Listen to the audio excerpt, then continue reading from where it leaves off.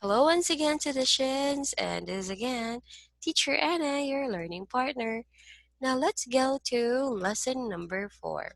So I think Ayu and Rhino wants to be a psychology. So this would be very interesting to your own a dream. So I hope this will help. So this is lesson number 4, and this is the inner workings of the mind, which is psychology and linguistics. So, in this lesson, guys, you are expected to discuss the historical development of psychology and linguistics, and then you are going to identify the subfields under psychology and linguistics, and then explain the importance of these disciplines as fields of study and practice. So that is for lesson number 4. Let's go. Let's know more about psychology and linguistics. So, let's go to Socrates. So, according to Socrates, guys, as depicted or written by Plato's dialogue, so often expanded on the Delphic maxim. So, ano talaga sila? Magkasangga talaga sila ng ni Plato. So, it is important to know thyself. So, meaning, kailangan kilalanin mo talaga kung sino ka. Kung anong kakayanan mo, kung anong mga opportunities na pwede mo magawa, kung anong mga threats, ang anong meron ka. So, you need to know yourself better. Okay? Kailangan malaman mo yun. Yung negative sa'yo at saka yung positive sa'yo. So once we know ourselves, we may learn how to care for others. So that's why kung alam natin kung sino tayo, now we can care for others. Because we are full of love, so meaning, pwede din tayo makashare ng love sa iba. So if we are full of compassion, then we are also compassionate to others. So that's why we need to know ourselves. And then, just as we seek to understand the world around us, so para malaman din natin kung at maintindihan ang world around us, we need also to know ourselves. Or we should try to understand ourselves. So kung sa atong perspective, basta to ang stand within that environment. So examining not only the external social structure, uh-huh, and phenomena, but also society's inner workings. So, dili lang sa gawas externally in ani ang sa social structure, but sa sulod pod kay, di ba, beauty is in the eye of its beholder. So, kung yun sa nato pagtanaw ang kalibutan, yun sa nato pagtanaw ang ato ang sarili, mao po na nga ato ang pagtanaw sa uban. Mao po na ato ang pagtanaw sa lahi-lahi nga lugar or in our environment. So now let's go to psychology into depths of the human mind. So, mao jud ni siya ang mga perspectives sa isa ka psychology, or even the view of the psychology students. Like, we have different view. Like, for example of this is sa gugma, love. So for you guys, what is love at first sight? So it is trope commonly used in literature, di ba? Films and television, but what is it? So unsa man gid ang love at first sight? Perminti ra na ginagamit sa literature. Perminti ginagamit sa films and televisions. Pero para sa inyo ha, because we have different experiences, we also have different psychological perceptions of what we call love at first sight. So according to psychologist Robert Sternberg, love has 3 components. So para sa kanya, merong 3 components yung gugma. Okay, ganahan na dyan mo ani ba kay about na sa gugma. Okay, so first is intimacy. So when we say intimacy, guys, it's the feelings of closeness. So hindi lang sa limited sa sex yung intimacy ha. ito din yung feelings of closeness and connectedness that people have for each other. So meaning, intimate yung isang relationship when you are very close to each other, you are connected to each other, just like in a family. We have an intimate relationship inside in a family. Okay, we also have passion. So what is passion? Passion is the drives that lead to romance and physical or sexual attraction between people. So see, hindi intimacy yung into sex, but it is passion. Okay? So because of the love that you have feel, you have now lead to romance, physical or sexual attraction between people. Kana siya ginatawag nga passion. And then next is commitment. So we have now intimacy. So suod na mo, close na mo to each other and you are connected to each other. And then second ana is passion. So na mo'y romance, physical and sexual attraction. And then commitment. Okay? So commitment is the decision to form and maintain a long-term relationship with someone. Meaning, committed ka or you have a commitment kung ang imong nag-decide jud ka nga mo na gyud ni siya. Okay? I need to maintain my long-term relationship. So, mo na gyud ako ang pakaslan. Mo na gyud ni siya nga ko ang dalon sa altar. Just like that. So, these three components are the basis of Sternberg's triangular theory of love. So, a lot of philosophers wouldn't believe in love at first sight. How come nga na love at first sight ka sa iya ha? Wala pa gyud ka kabalo kung kinsa siya. Just like that. So while here, for Sternbergs, we have triangular theory of love. So mo ni siya ang mahimong step-by-steps na theory sa gugma. So he asserts that presence or absence of these components can explain the different types or stages of love that people experience. So, kung wala daw ang isa ani, dili daw siya maingon nga gugma. But kailangan na adjud siya ang presence sa ning tulo para makaingon ka that you are loving someone. Okay? This is very important in stages of love. So guys, una, intimacy, like kilig-kilig, closeness, connectedness to maybe your boyfriend or girlfriend, and even in the family. So, and then passion na, you are now leading into the romance and physical and sexual attraction. And then after that, pag mawala na yung kilig-kilig, need to be committed. Okay? You need to have commitment. So meaning, mo decide yung ka, hugot bakos na mao na gyud siya ako ang miniuan. You will have a long-term relationship with someone. So kaya ba na nimo siya mauban for the rest of your life. Okay? So next is for the psychology through the years.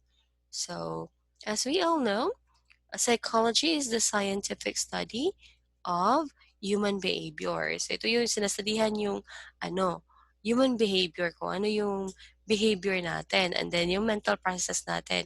Like how we perceive, like kung mingon sa mo gwapa, sa tuwa dahil mental processes like, Lord, nanaway mo ni siya, oy, nagatik-atik lang ni siya, nagstorya nga gwapa ko, pero dili di ay, something inana. Or, sa tuwa mental processes, like, kung mingon sa imuha og gwapa ka, imuha yung perception, gwapa giday ka ay ko, tama pa jud lagi ko, gwapa jud lagi ka ay ko. So that is psychology. So how you perceive things, and events na nagahitabo sa imong life and even comments. So and what is your behavior in different phenomena. So this definition has three main aspects. So kani siya nga definition na siya tulo ka main aspects. So we have signs, okay, the study, and then behavior, kung saan imong behavior. Magwal ba ka dahin kung ingnan ka og pangit. And then mental processes, so unsa ano pag-accept ang mga words and wisdom and learnings na imong makuha with different people. And then, so, the psychology through the years, so hindi lang siya nag-exist ngayon. Nag-exist din siya noon. So, the study of the mind of human behavior also has roots in biology. So, nag-root din po niya siya sa biology, no? Study of life. Ancient Greek physicians such as Hippocrates and Galen believed that individual differences in behavior, ba unique gid kay tanong lahi-lahi gid tag behavior, lahi-lahi tag emotions, lahi-lahi po tag moods, were due to four bodily fluids called humor. So tungod ni daw sa humors and that dominance of one of the humors over the other three cause people to have one of the four fundamental personality types. So tungod ni sa behavior, emotions, and moods and humors daw. And then, modo ni siya ang upat ka fundamental personality types. First is sanguine. So, inanita tungod kay sa ato ang dugo nakuha nato sa ato ang pamilya or nakuha nato sa ato ang mamagpapa. So these are the caused by the dominance of blood, sanguine, associated with vitality, joy, and warmth. So meaning, kung ato ang parents, they are joyful, they are very lovable, or they have a very good trait. So nakuha nato na siya, it is because of them. Okay? So this is really vital in anika tungod nila, and these are also give warmth and joy. So we also have phlegmatic. So when we say phlegmatic, kuan siya caused by the dominance of phlegm. So associated with thoughtfulness, peace, calm, and lethargy. So phlegmatic ka kung thoughtful ka, hilig ka manghatag, you are at peace, permi, you are calm, basin pag naglinog na, pero kuan lang yapon ka, kalma lang yapon ka, and lethargy. So how you deal with a lot of things. So for example, there is an earthquake. So what will you do? So you need to think well, dili pwede nga mag-panic. Okay? So when we say lethargy, it's your energy and enthusiasm. Okay? Like for example, even though na ay lindol, na ay calamity, you are still positive that everything will be alright. We also have choleric. So when we say choleric nga humor is caused by dominance of the yellow bile. So kaning nga humor is you are passionate, you are bold or boldness and aggression. Okay? So choleric ang imong humor when you are passionate, you are really happy or passionate to do something. Boldness, like wala jud kay kinikilingan, just like a lawyer. And then aggressive pug ka. So meaning, kung unsa gyud imong gusto ma-attain, imo jud to siyang paningkamutan. So that is the humor of choleric. So we also have melancholic. So ito yung dominance of black bile. So ano ba yung nandyan sa black bile? So meaning, you are prudence, you are caution, and depression. So, di ba, ang melancholic kay gina-associate siya sa color na or sa sad na color. It is because it's the sad color na black. Okay, sometimes in melancholic or some of our humor are we are prudence, kanang caution pud ta, like ala basig masuko ni siya ko inani akong buhaton. And then we also have depression. So sometimes dali lang kay ta mo depressed, like gamay lang problema, depressed na yun. So, kuan jud, ang sa melancholic is the negative side of the personality, or your humor is very negative. Like, ginauna nimo ang huna-hunaon sa ubang tao kung kana imong buhaton. That's why you are very cautious. So, now, what is the methods employed? It's true. Ano? Ano pala? Psychology. So, some methods employed with psychology, it's empirical method. So, empirical method, kani siya nag-seek to understand or obtain objective knowledge follows procedures that focus on causation. So, unsa gid ang iyang cause ani nga certain nga phenomena or certain nga event. So, dili lang kay nag-speculate ka, kay naani man gud inani. So, here in psychology, you need to really know and focus on the root cause of the thing. So, ano nahimo siyang murderer? So, ana siya yung root cause. And then find the findings of psychological inquiries are value-free and without bias. So dapat dili nimo include ang imong own perspective. Dapat value-free siya ug wala siya bias. Now let's go to linguistics. So di ba kisa kay hilig diri magbasa og libro. When we say linguistics, more on language. So apart from attempting to explain the variations of human language, the Babelmate shows that language is more than merely a system of words. So dili lang gyud siya system of words ang language. Kay ginagamit nato ni siya as a to communicate para magkasinabot, para may mo united. So language is a means of communications which can be used to achieve goals beyond the capabilities of any individual. Requiring a communal effort, language can provide a sense of identity and unity. So, si language yo dapat maano nato, ma-provide na nato sense of identity and unity between speakers of a common tongue.